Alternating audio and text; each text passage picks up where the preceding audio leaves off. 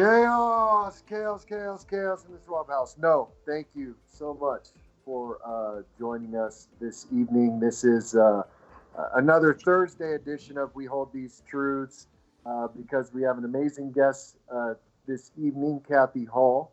And we couldn't do it this weekend. It's Labor Day weekend.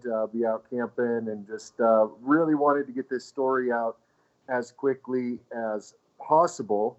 And there's a lot going on here. I mean, here we have a family that suffered tragedy with a daughter who was killed at the hands of an irresponsible illegal immigrant, which led to a legal battle with the Department of Children and Family Services in the state of Arkansas. And one of the people that was helping her out during this time was Linda Collins Smith, the murdered ex-state senator from Arkansas. And we're going to try to cover as much as we can of this. I mean, obviously, we have some pending court things going on with this murder trial, and the fact that there's gag orders out, that we got to be really careful how we approach this, as we want her to be able to be a potential witness for anything in this. So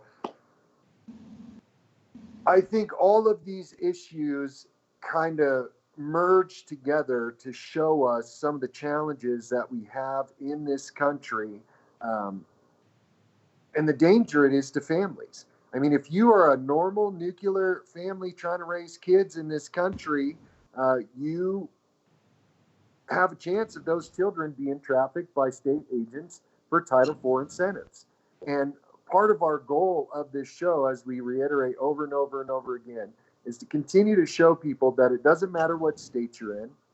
It doesn't matter what area or what place in life you think you are. I mean, there's people that have money that this happens to. There's people that are doctors that this happens to.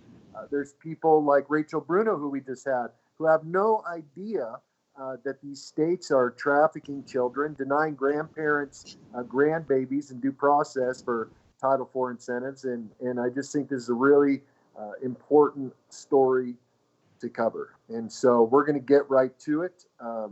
Just wanted to put a shout out that today is my son's birthday, Abraham Schwab, as well.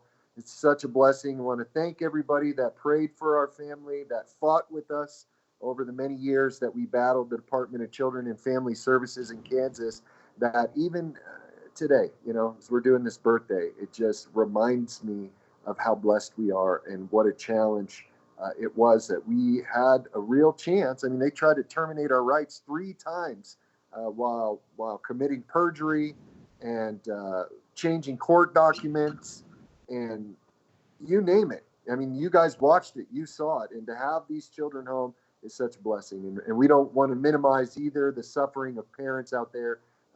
Parents, I saw a post by Sarah Carter the other day, and it was heartbreaking because, I don't know necessarily what to say because it would be easy for me to just challenge them and say, keep on trucking and don't give up. But I don't know where I would have been if I'd have lost my children permanently, or even in a place where Kathy Hall lost her daughter.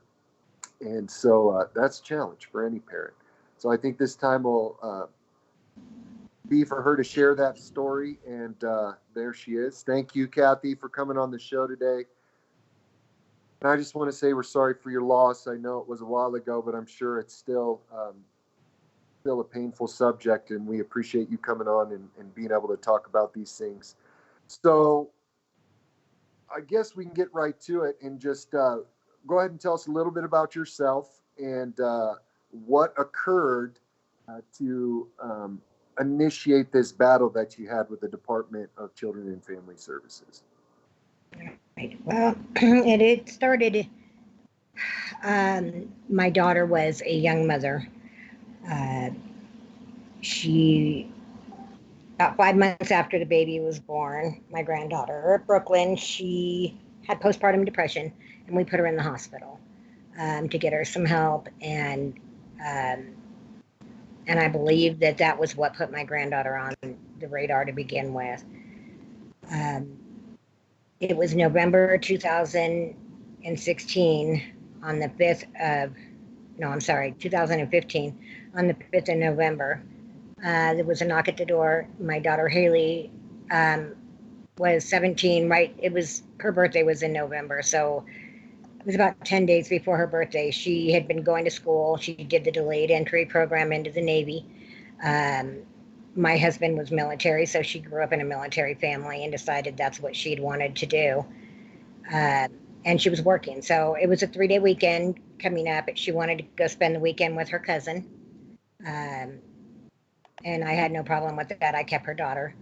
But there was a knock at the door, and it was 2 police officers and they call it DHS in Arkansas, worker there. And she right away said, where's the baby? You know, I wasn't going to tell her where the baby was. I didn't know who she was. And I looked at the police officers and I told my husband to call the police department, make sure that's who they really were. She wouldn't give us any explanations except for she was told that my daughter had left the state and abandoned her child. I told her that wasn't, pardon me? Oh, I said, oh, wow. Yeah, well, so we called my daughter and she got on the phone with her, and my daughter told her, I can be home in 2 hours. I'll jump on a flight right back home.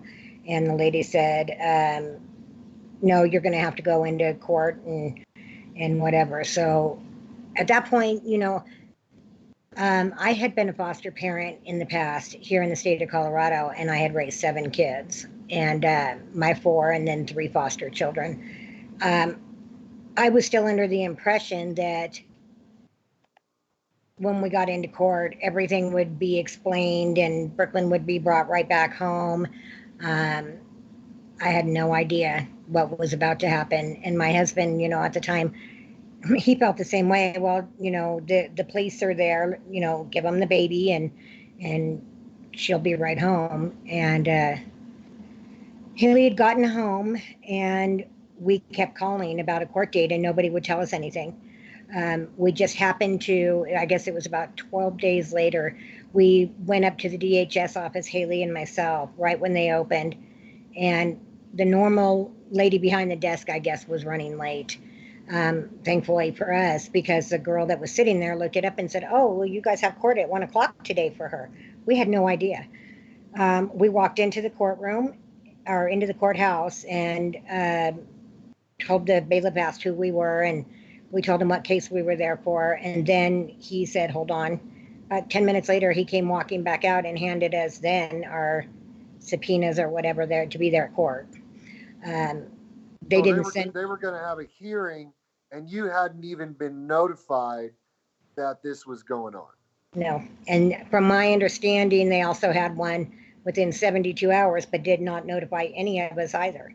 Oh, after they took the child, which we've seen this on multiple shows, and we had Cindy from Colorado, whose disabled son, they had a whole different case number where they were operating and having hearings without her even being aware until somebody in the office actually leaked to her, hey, they're actually having hearings without this other case. Very common practice for them. And then they'll just put in the court record, you didn't show up. You didn't care about this hearing. So you guys find out and you get into this courtroom, and that's when they decide to serve you.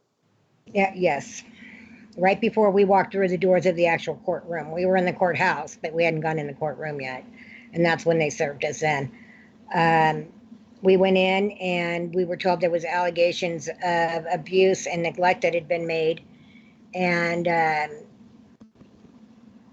which were completely false. At that time, you know, they said they were going to have another hearing and they were going to do a parenting plan with my daughter. For us to go in with DHS and have this parenting meeting, or I can't remember the name of it, but and we went ahead and hired an attorney at that point, and got ready for the next hearing. When we went into the meeting, I went in with my daughter.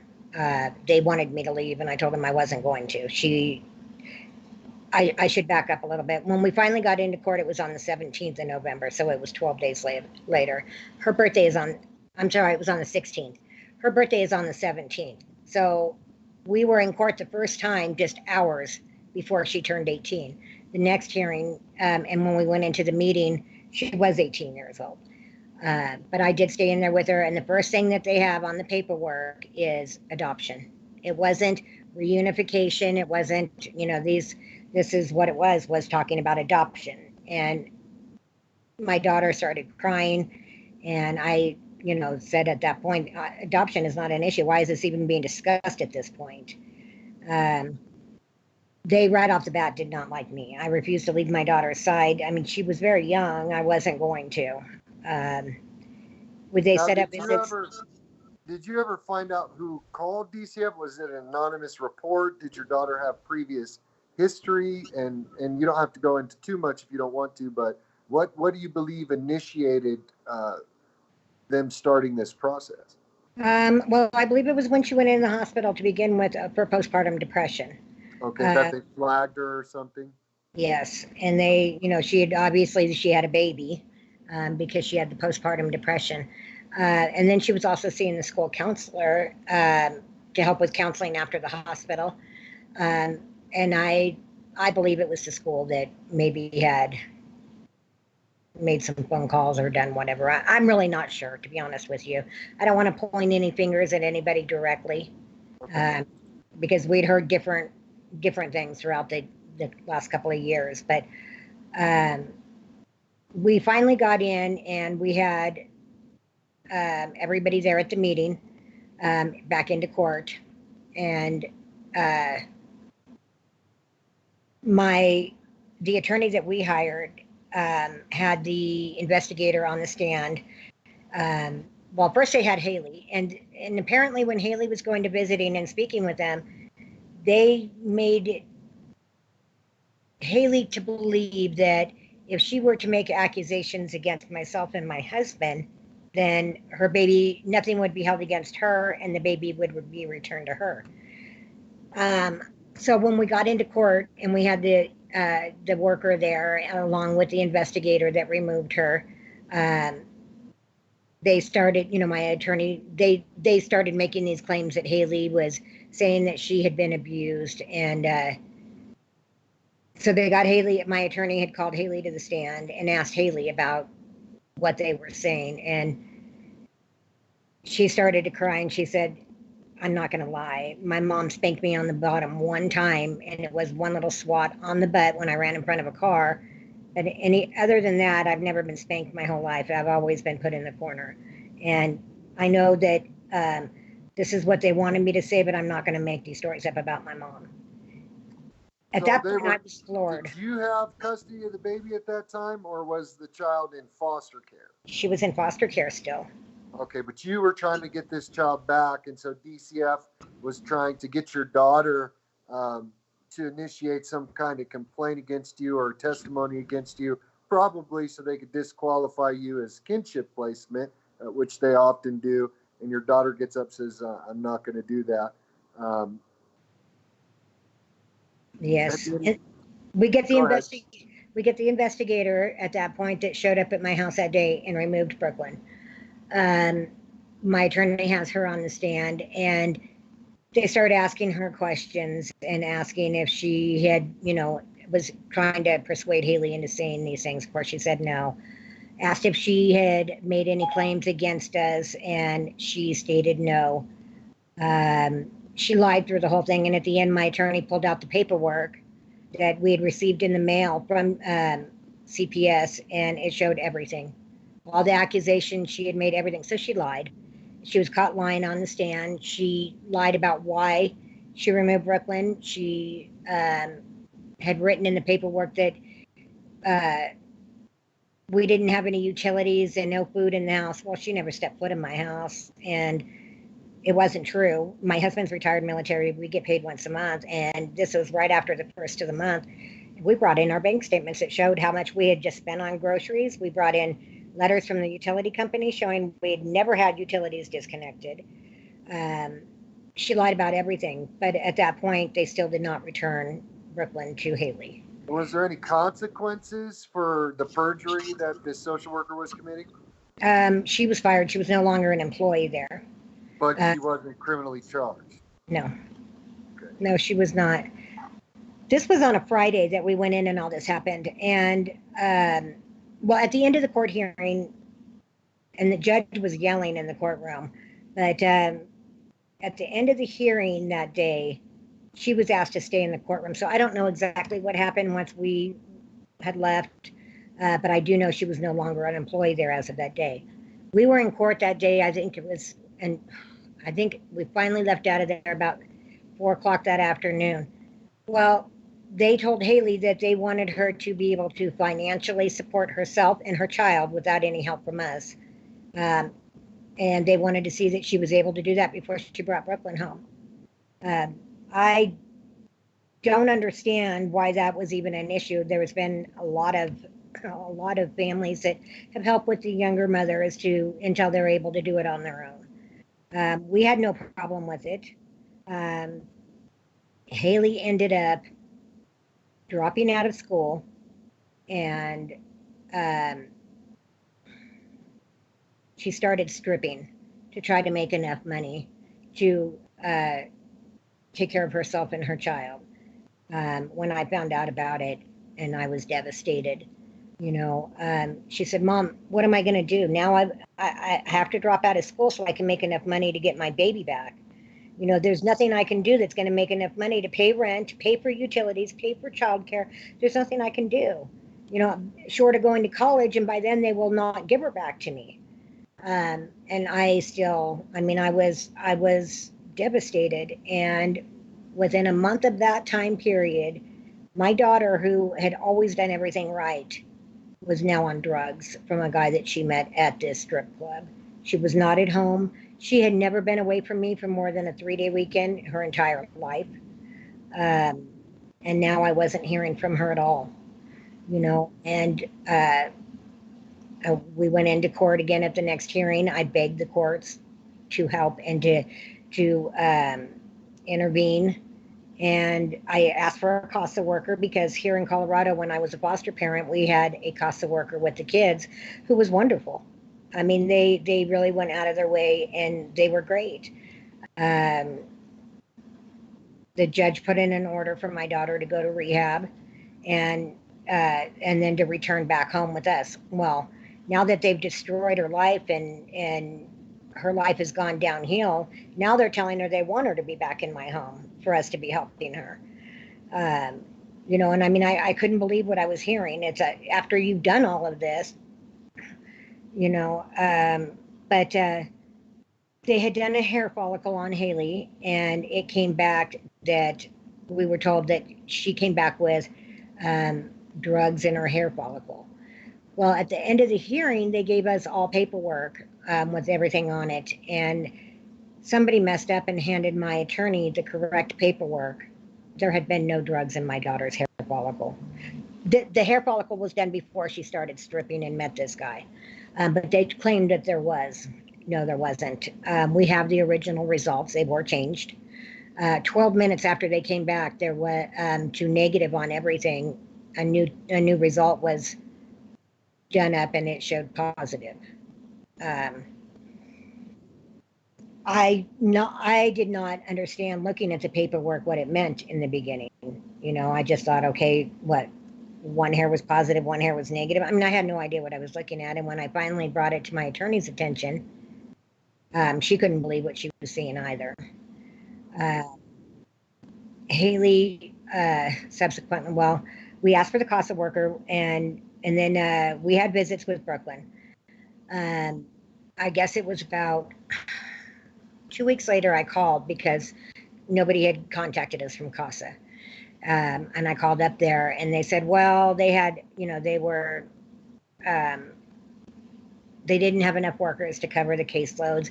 They had a new group of workers coming out of schooling in the next couple of weeks, and we would have one then. Well, then in the meantime, we showed up at a visit to go with my granddaughter, and we were told that the worker was no longer going to be her worker. And I was excited. I thought, okay, things will turn around now that we have a different worker. Um, So was she doing better now that she was at home with you?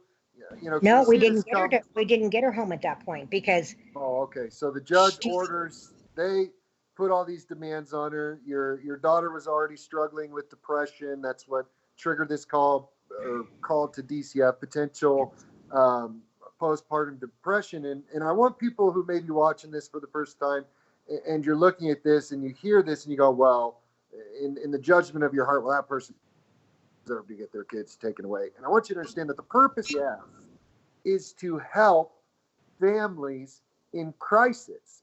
So there's already an underlying idea that there's a family or a mother or a father that's struggling somewhere in their life and they need assistance. Unfortunately, what happens is, because these agencies have become these machines of child trafficking, what they do is everything they can to victimize further vulnerable people. And who knows why your daughter made those choices? Nobody can really judge her life in that aspect. But they force her out of your home. Then she's put in a predatory environment, and then they want to put her back in her home. So all this is going on. In the middle of that, we have this child that has been isolated from their family, with an agency that's supposed to be providing care and support and life skills to this mother, and they're obviously failing. So uh, between when this case initiated, how long was it until your daughter passed away? And maybe you could tell a little bit about that story. right. Well, the last hearing that my daughter showed up, the judge had made the comment and said that she visibly looked ill, a shell of her former self. Casa had, in the meantime, come out with us, but was not very nice with us and was very short and judgmental of my daughter. And I had made the comment about the worker, um, that we had just been given another worker. Well, come to find out, the worker actually quit her job at DHS, went to Casa and trained our new Casa worker. Um, Which yeah, they do a lot of too. I mean, we have in Kansas where they took our kids, the former director, now they've put over to be a director of youth suicide prevention. And when these people start getting fired or creating something in the public light where they're busted, they'll shuffle them to another state, another agency. A well, lot it of these wasn't private. that. It wasn't that. It was this lady. We were her first case as a CASA worker, but the DHS worker that was against us to begin with trains her. Well, that's what I mean. The one you said that lied on the stand. Now she has a job with No, it CASA. wasn't her. That was the investigator who Okay, removed my granddaughter. I Yeah. apologize. I Yeah, no, misunderstood. and I Okay. believe once the investigator was found to be not truthful in court and had lost her job, it was our understanding that her and the worker were pretty good friends, and I think that there was a grudge against us from the beginning, because So of at that. this time, why were they denying you custody of the child? What was their reasoning? Well, I have lupus, and they said because I take prescription medication, the medications that I take, and I had been on pain medication at the time. I had just come out of a lupus flare. So they considered that a failed drug test when they did drug tests. And I said, I have a prescription for, it was Vicodin at the time. And, oh, okay, well, that's fine then, as long as there's prescription. But then when we went into court, they used it against me and said, because my health would be bad enough at times that I had to take medications, they didn't feel it was the right atmosphere to be having a baby in. Which I is really wasn't. interesting because I was on a case in Michigan, and this is no joke.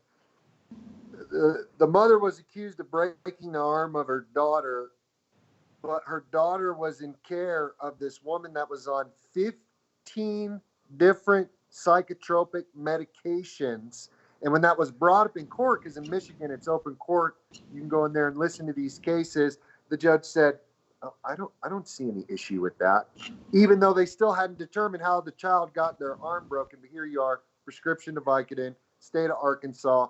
No, you're not fit because you're taking a valid medication from your doctor. So they're using that to keep the child. Was there any attempts to integrate into your home or transfer from the foster parents? No. They never made any attempts. We had visits with my granddaughter But at that last hearing, when the judge told my daughter that she looked like a shell of her former self, afterwards she had called me to the stand, and I begged the courts then. I said, please put her into rehab. You have a court order. She hasn't done it. Please, before she ends up being killed or something happens to her. And that was the last time Haley was in court. It was November 6th, 2016, 1 year and 1 day from the day they originally took Brooklyn. I had been waiting. Haley was doing a lot better. She was waiting for a bed at rehab. We gave up on the courts trying to help her. I had called up to CASA and to the worker when she agreed to go into a rehab program, and asked them if they could do the paperwork, and because she would, if they sent their referral over, she would get in sooner. Pretty much. And she, was finally at that point where she was ready. She was dealing with things. She'd been sober for a few weeks, and, things were turning around for her. They wouldn't help us. Otherwise, she would have been there at the time. But it was November 6th. I was waiting dinner on her, and I spoke with her, and I told her she was going to be late. It was a Sunday. And she said she was going to be headed home. She would be there by 7. I said, all right. Well, 7 came, and no Haley, and my husband, being the typical man, being a bear, he wanted to eat. He wasn't going to wait on her. So we sat down and started eating, and I started hearing sirens. And I told my husband I just had a feeling in the pit of my stomach, and I said, please go look. I think it's her. And he said, no, it's not her. And he went down, and they said, no, it was a boy. That had been crossing the street and got hit by a car. So he came back, and I didn't hear from Haley. And I thought, well, maybe as the night went on, I kept thinking, and I kept hearing sirens and more sirens, and I kept trying to call. And my husband said, well, she must have slid back then. And about 9 o'clock that night, the phone rang, and her bed was open and be open the next morning for her in rehab. So then I was trying even harder to get a hold of her to let her know, and there was no answer. And I went to bed. I didn't go to sleep. I was in my room laying down, and my husband was locking up, and he came walking into our room at about 12:15 that night, and he said, there's a few detectives at the front door. They want to talk to you about Haley. I think she's gotten in trouble. And I said, so sirens, I know it was her. And I opened the door, and there was 4 police officers standing there, and I could tell by the look on their face.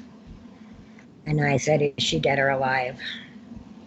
And they said they weren't even sure at that point if it was her, that they needed for me to identify some marks on her body to see, And after about 10 minutes of doing that, I guess I finally answered the right question, and I said the right thing that identified her, and they asked me to go with them. I asked once again, is she dead or alive? And they just said, the doctors need to talk to you, and I knew it was that bad. I got to they drove us up to the hospital because I probably couldn't have driven at that time. And it dawned on me as we were on our way up there, and I said something to my husband, and he said, but she's alive. And I said, yeah, at least she's alive. And I had a little bit of hope. And then I realized, I said, is this the sirens I heard earlier? And he said, yes, ma'am, it was a block from your home. And I said, she isn't going to make it. She wasn't even able to tell him who she was. So I knew. And so what happened? A man driving 71 miles an hour. She was on the back of her friend's scooter on her way home. And it was a 35-mile-an-hour zone. The man was going 71 miles an hour and hit the kids from behind. Haley's had taken the blunt of the impact. She went up on the hood. She was there for over 220 feet. And instead of slowing down or stopping, he flung the vehicle over into the next lane trying to knock her off, which did knock her off at 71 miles an hour head first. She was brain dead. She was brain dead from the first hit. But then she had a lot of internal injuries. We didn't even have anything left to donate that wasn't damaged. The driver and the scooter both went up underneath the truck, and the boy was drug underneath the truck for over 2,000 feet until, well, the sparks were, it had created sparks, and he was afraid somebody was going to see him. It was a Sunday night at 7 o'clock at night, so he pulled into some apartments. The boy had lost his legs on the road. They had literally been ripped off of him, and the rest of his body had come out at that point. Um, he was still alive. He was screaming for help. Thankfully, somebody was standing outside when the hit did happen, and they ran across and helped their phone out in the street, so that nobody else ran over my daughter. Um, she survived for about 6 hours. I was told that there was no chance of survival, none. They had already resuscitated her 3 times. She had 3 massive brain hemorrhages, including this brain stem, which means she would have never even been able to breathe again on her own. But they knew that it wasn't going to make it that far because the internal bleeding was too severe. So they asked me what I wanted to do repeatedly, and I couldn't answer them. But when the monitor started going off the last time, and they came in with the crash cart, I looked at her, and I had not left her side since I had gotten there. But I knew she was gone. But I guess I just needed to hear it. So they asked me what to do, and I asked them, is there even a 1% chance? And all they could say was, I'm sorry.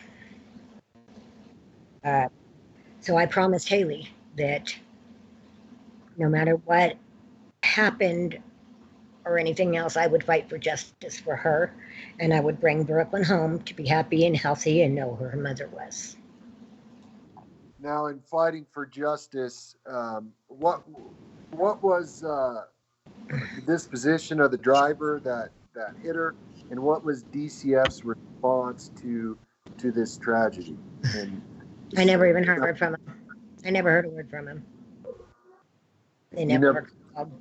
They never came around. I didn't hear a word from any of them. I went in and spoke with my attorney. Well, let's go back to the man that had hit my daughter had not only got out of the truck and hidden it, but he left the scene. They'd been looking for him for 2 days. It was election day, 2016, and I turned on the TV. I'd been trying not to watch it because the press had been everywhere, and I just wasn't ready to talk to anybody yet. And on one side of the TV, when I did turn it on, was a picture of the man who killed my daughter with, the thing going across that they were looking for him. And on the other side of it was the election results coming in for the president. And significance I did not realize then. I was upset because I didn't want to see anything on the election at the time. I wanted to find out what happened. But 2 days later, they found him. I got a phone call at about 4 o'clock in the afternoon. Well, no, it was about 3 o'clock in the afternoon. And they informed me that they had found him. They didn't want me to see it on the news. They wanted to let me know before they got a hold of it. And about an hour and 45 minutes later, the phone rang again, and I was told that they released him on bond. Oh, wow. I was in shock. I mean, I've never heard of anybody killing somebody and getting out on bond an hour and 45 minutes later. He hid for 2 days. I couldn't find him. I mean, how was he not a flight risk? I knew he was Hispanic at the time, and I had asked about his citizenship because I did not want him to leave the country if he was not here legally. And it's not that I'm prejudiced, because I'm not. And, my main concern was getting justice for my daughter like I promised her. So we went and saw my attorney, who informed us that this is his words. He said, it's really sad that your daughter had to die for your granddaughter to come home, but the state has to let her come home now because your daughter is no longer a threat. She's no longer in the home. And I said, well, I'm afraid these people may try to adopt her. And I was told that she was considered, Haley never lost her rights to Brooklyn. They hadn't even started to remove her rights at that point. But so we were told she was considered part of Haley's estate, and that it would be taken out of the judge's courtroom, which I was happy about, and put in with the estate, the settlement of the estate and everything, because there was vehicle insurance. So we went ahead and we got the court date for the middle of January. Went into court, sat up at the front table like you're supposed to when they call your case. And the foster family had shown up, and they had brought their whole family. And I told my husband and my attorney, they're trying to adopt her. They're trying to keep her. And they all said, no, no, no, no. Well, as we're sitting there, we're not addressed a single time. Like, don't even exist in the courtroom. They had made the comment about Haley's passing. They wanted to know if anybody had the birth or the death certificate. And then the worker asked me if I had a copy, and I said yes. And I handed it to them. But that's the only time that anything was ever said to us.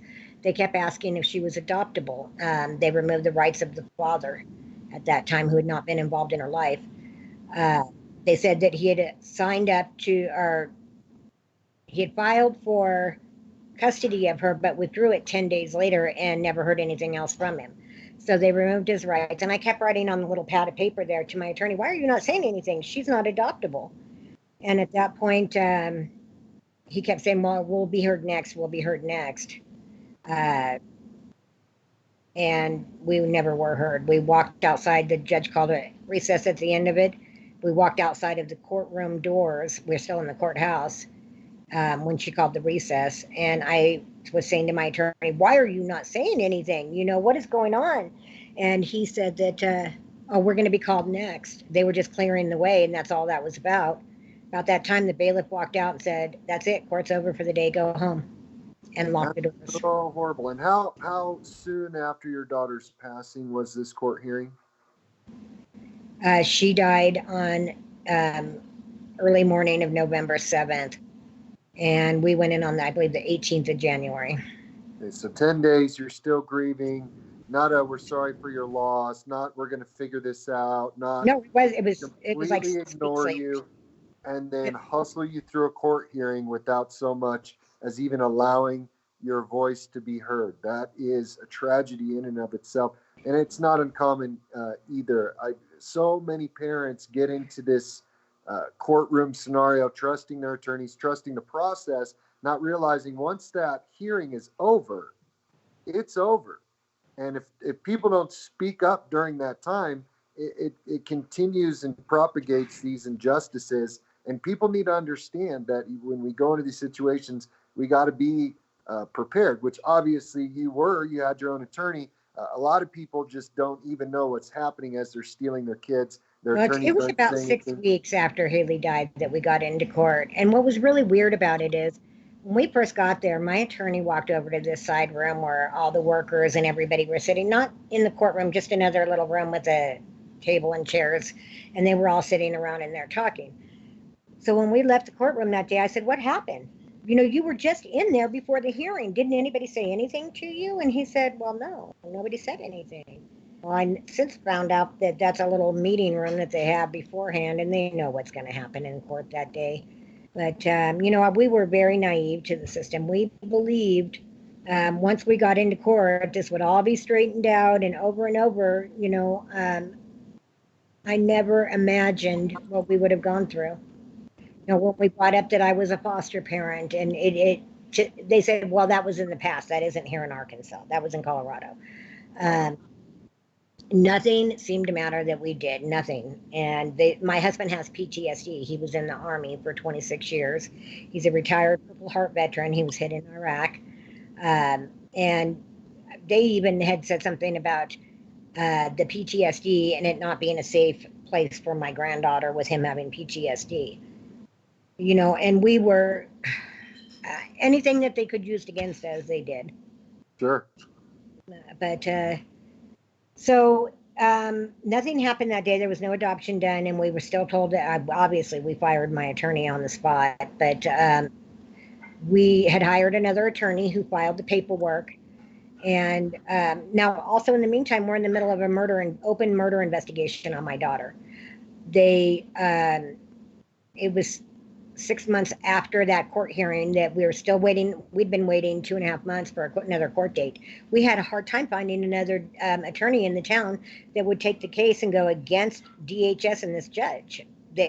Nobody wanted to take it this far along into it with everything that happened. So I knew the name of the family that had my granddaughter, and I put their name in Facebook, and I was so excited to see a picture of my granddaughter. So excited. Um, So they and I'm weren't doing giving you visits or anything? nothing. So I see this picture of her, and I'm all excited, and oh, she's gotten so big, look, and I finally, she's standing there by a sign, and I blow up the picture on my phone, and I finally look over at the sign she's standing next to, and it says, "It's adoption day. I'm now Brooklyn Manning." What? What? That's how I found out. So they adopted your granddaughter out while you were grieving without your knowledge. And I know we talked about some of this. What was your reaction? I mean, how does one respond? I fell to the ground, and I was screaming and I was crying. Nobody was home at the time but me. Um, it was like Haley just died all over again. I remember screaming at God and telling him that he didn't exist. And I remember being angry, and I, I don't even know how to tell you I felt. I remember yelling to Haley and looking up at the sky and telling her I failed her. That it's hard. It was hard. Now, is this when you reached out to Senator Linda Collins, or what? Well, What occurred through, after that? through Did you all get a new okay at court that hearing? point when this happened with Brooklyn, I started contacting different legislators. I wrote a letter to almost every, or an email to almost every single one there in the state. I Uh, bet they almost every one of them ignored you because that's what they do. well, no, actually, there was two different ones that promised to help. Even went on a news interview with me, and at that time, they were only going to give the man that killed my daughter probation. Oh, wow. Um, and so I had to fight for charges for her.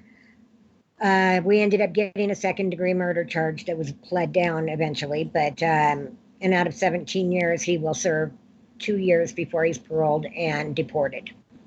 We were lied So, about. he's an illegal immigrant. He kills your daughter, runs. They find him, and hits somebody speeding 35 miles per hour or 70 miles per hour, 35 mile per hour zone, and they want to give this individual probation while they're trafficking your granddaughter out of DCF custody. And so he got 17 years, but he said he's only going to have to do 2, and then they deport him. Yes, in the state of Arkansas, they only do 1/3 of their time or 1/8 of their time, I believe. But it's 41 days a year with good behavior, whatever. He ends up doing a little over 2 years, and his projected release date now, parole date, is um, February 7th of 2021. He wasn't even sentenced till the end of 2018 to begin with. He was free that entire time. So in the media, they go, 17 years, we got this guy. And then 2 years later, they're shuffling him out the door because people don't Oh, realize they don't yep. even have to do the time. That's horrible. Yep, and they sent him to a farm with 200 other prisoners where he can walk off at any time. That's all that's there. It's the lowest security place that he could have been at. And then when I started going to the press and went to Washington, D.C., that changed, and now he's at a medium security. Now, the worst part of it is right before the trial was due to begin, which it didn't, they ended up cleaning it down. They allowed him to marry a U.S. citizen. And I believe it had to do with the fact that they wanted to be able to say, well, he's not a U.S. citizen, but he is a legal permanent resident. But he wasn't when he killed my daughter. I asked repeatedly for ICE to be contacted to make sure this man didn't run and leave the country.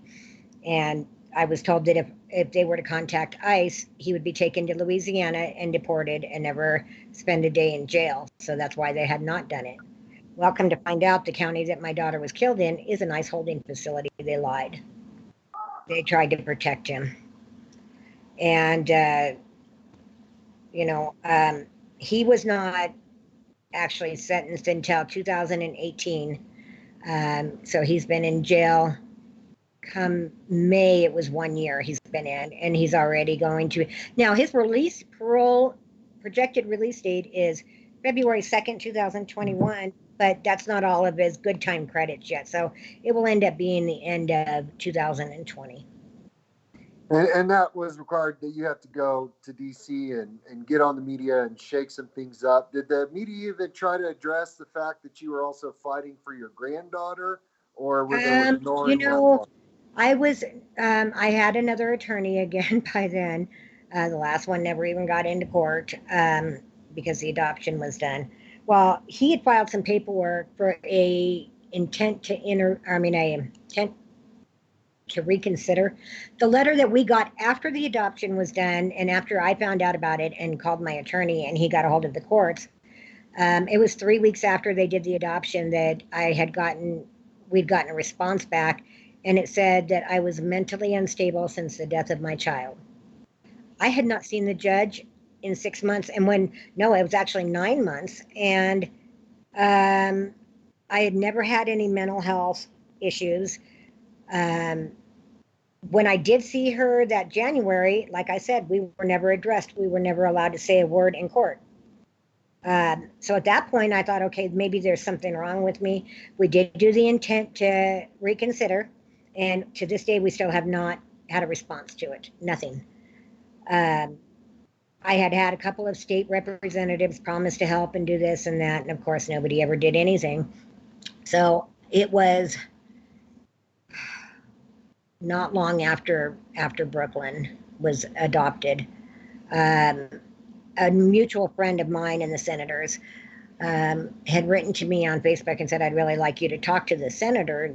She's different. And I said, I've heard it all before. They'll listen long enough to sit there and shake their head, and that'll be the end of that.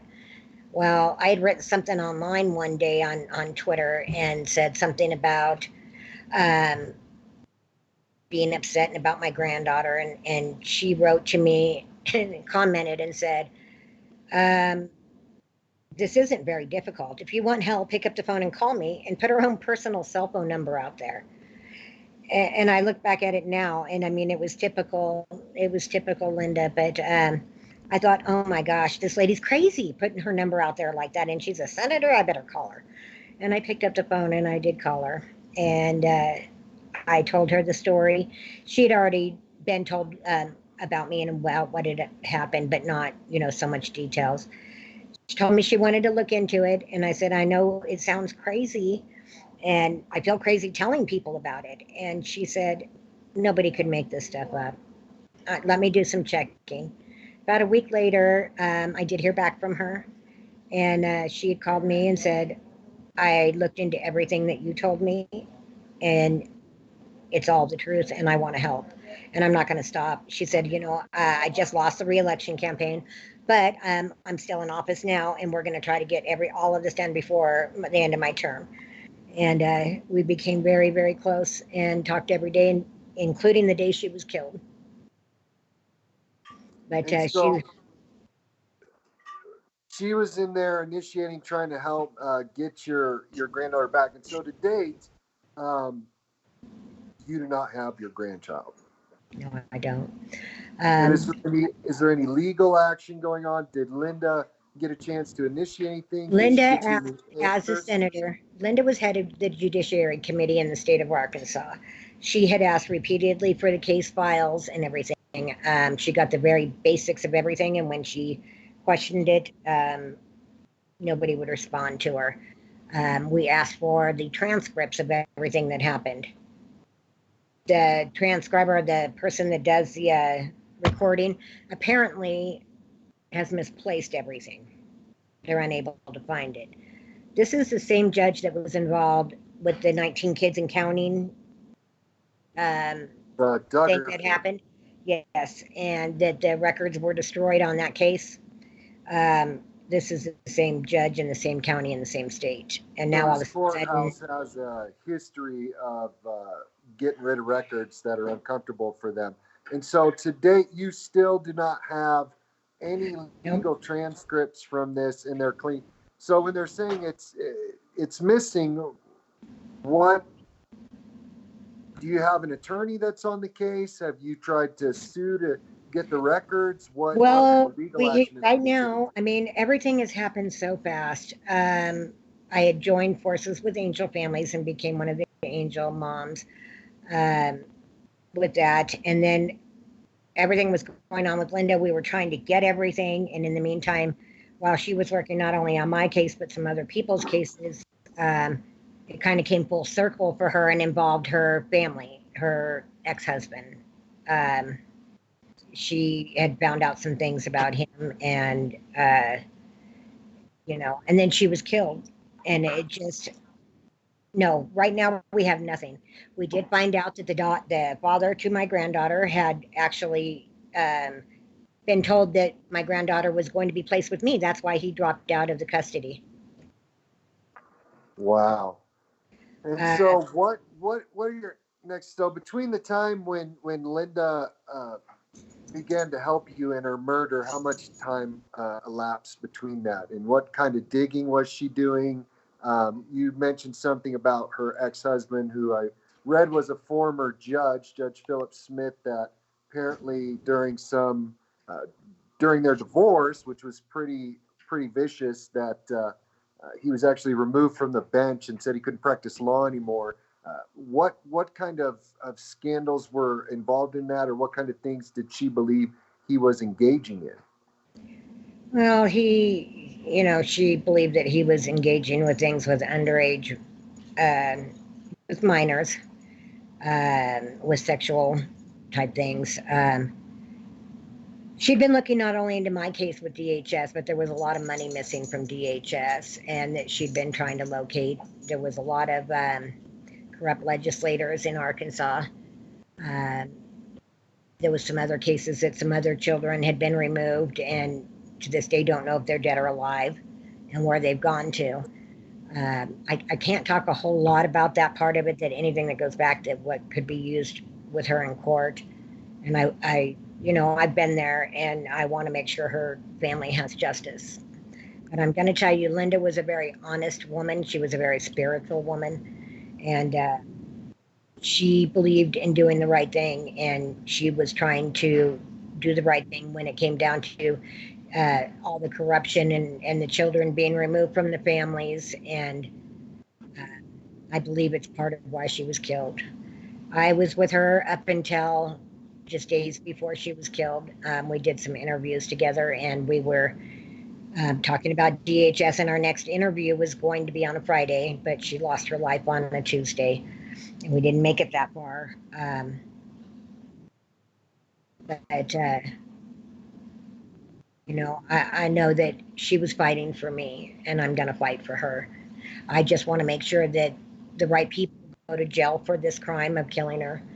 Uh, and I believe that my honest opinion is, and she had told me just days before she was killed that if anything were to happen to her, that it would be over her ex-husband and the DHS issues, and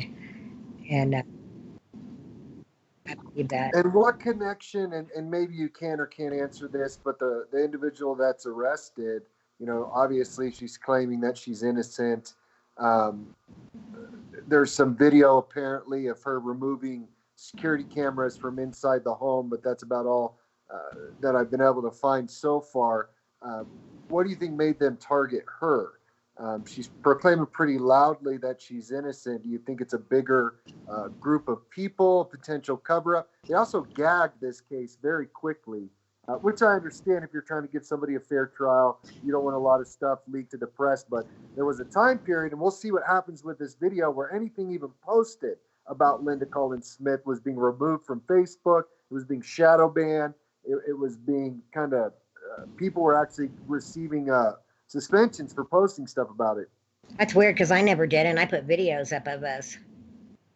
That Um, That's interesting. There was actually an article written. I wish I would have pulled it up. That Facebook was sending warnings to people that were posting things. They were shadow banning uh, any articles about that. But we'll see what happens in this My video. Facebook profile picture, even prior to Linda's being killed, was Linda and I in front of the White House. That wasn't something that was put up because of her death. It was there beforehand. Well, that's Uh, good. I hope they don't censor.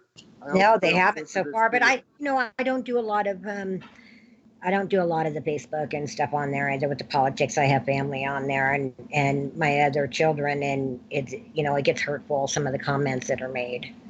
So I try to Agreed. protect them with that.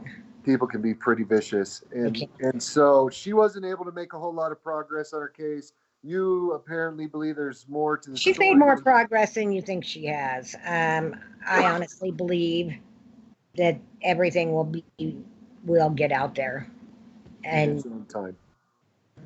And that's good. That's good. So where are you at right now with your case? Is there any pending legal action? Um, right now we are at a standstill. I do have an attorney, but the problem is in Arkansas, my granddaughter during the middle of the murder investigation was removed from the state. She's no longer in Arkansas. She's now in Wisconsin.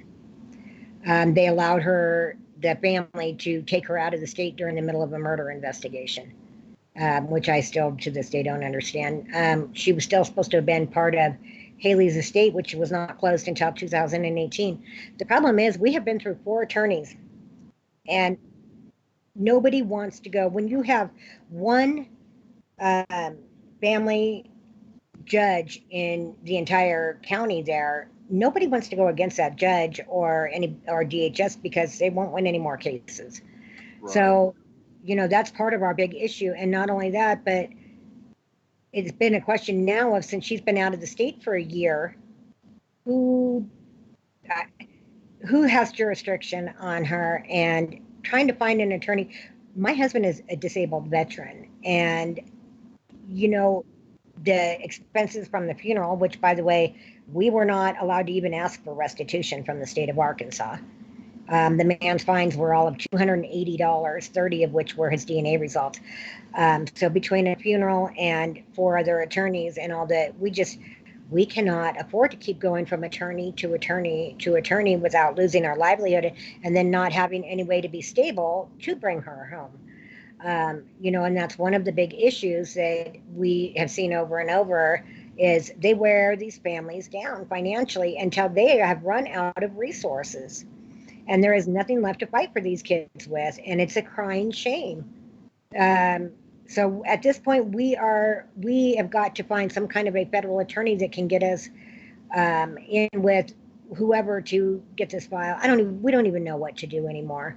We're not bad people. The family that had my granddaughter last October had actually emailed me and left a message saying, we would like for you to write Brooklyn letters. Uh, we'll decide when she gets to read them when she gets older, and we'll tell her the circumstances, and we know how much you all love her.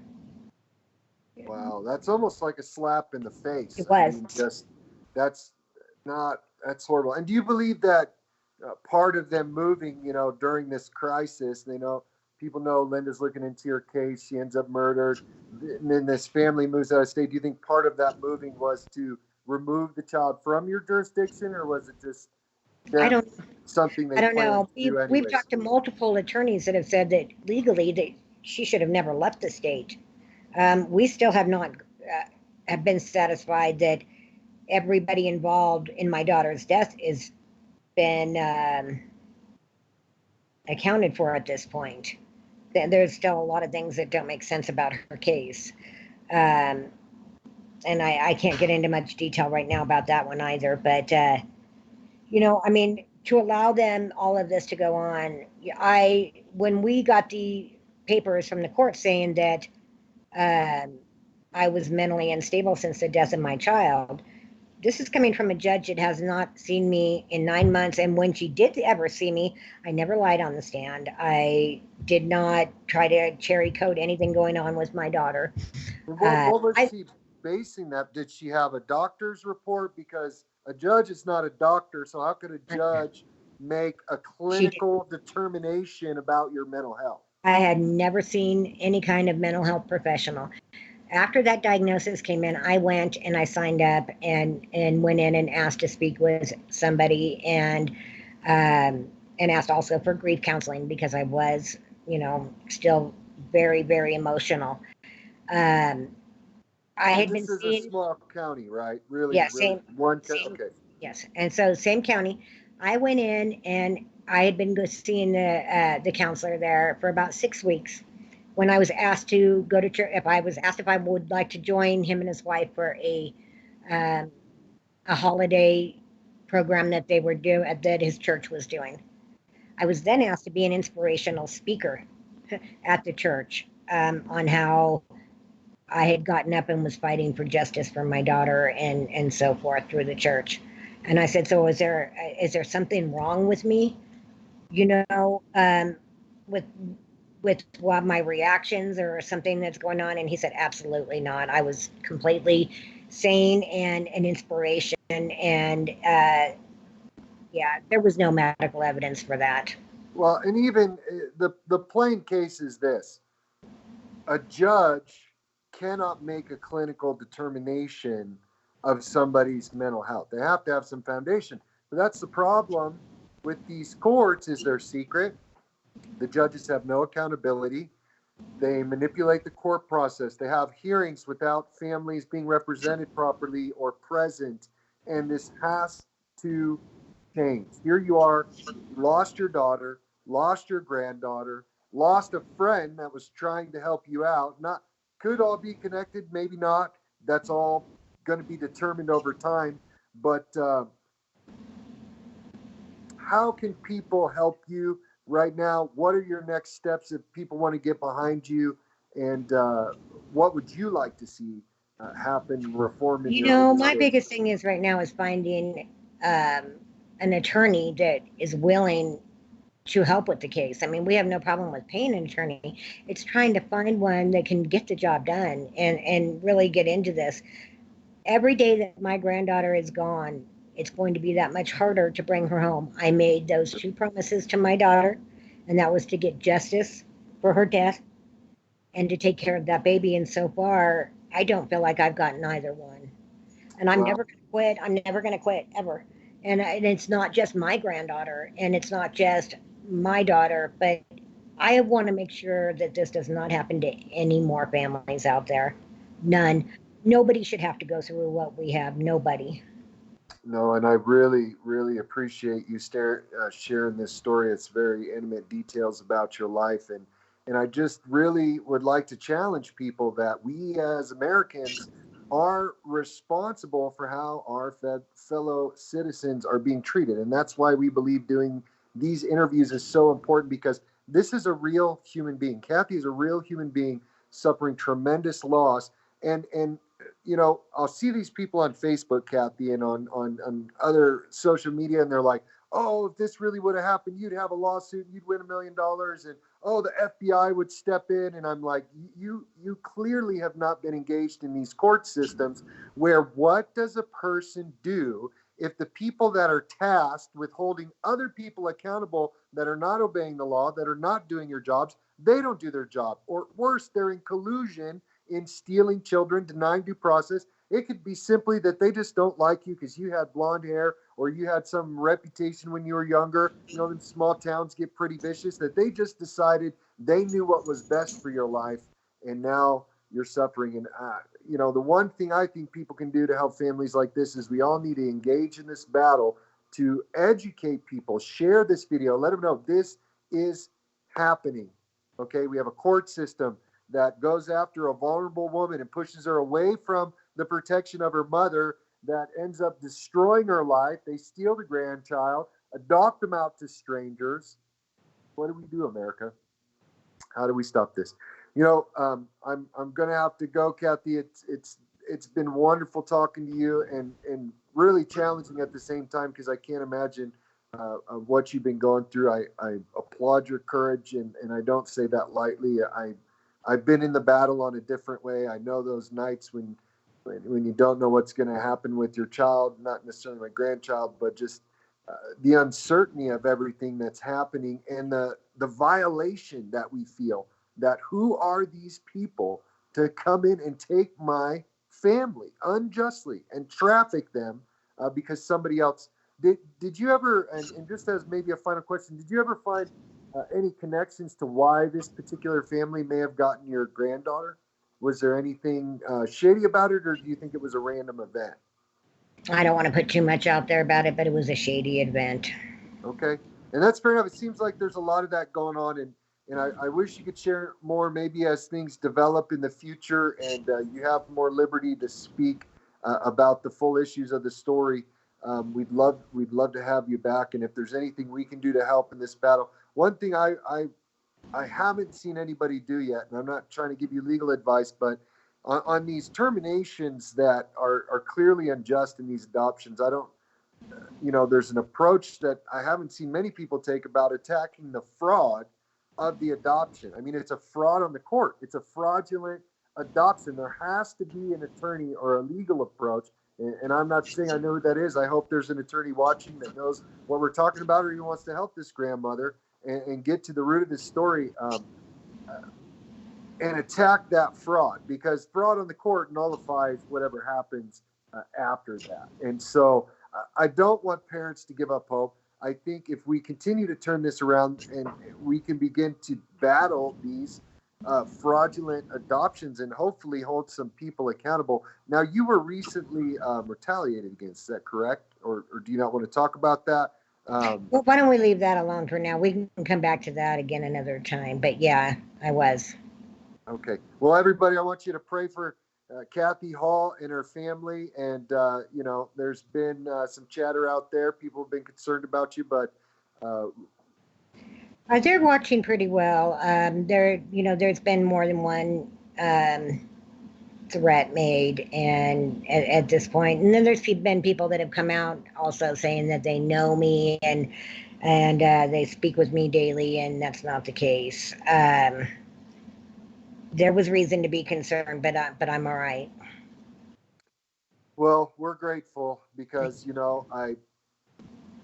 I want to see you get your granddaughter back, and I want to see you get the justice that you're trying to seek for your daughter and your family back together with your granddaughter. And so we just encourage people to pray for you. Is there anything you want to close with, or anything you want to say to I anybody? might just say God bless you and to all your viewers too for listening. And I don't feel that anything is going to change in this country until we all band together and we make the changes happen. Sitting behind a computer and talking about it is not doing any good. You've got to get out there. You've got to get these stories, and I appreciate everything you're doing to get them out. Yes, ma'am. Okay. Well, Ted, I think we're at a close now. Unfortunately, I have to go to work because I don't get paid to do this full time. But we thank you guys for watching. Thank you. Kathy, we thank you for coming on, and God bless you. We'll be praying for you. So thank you for joining us for this episode of Me.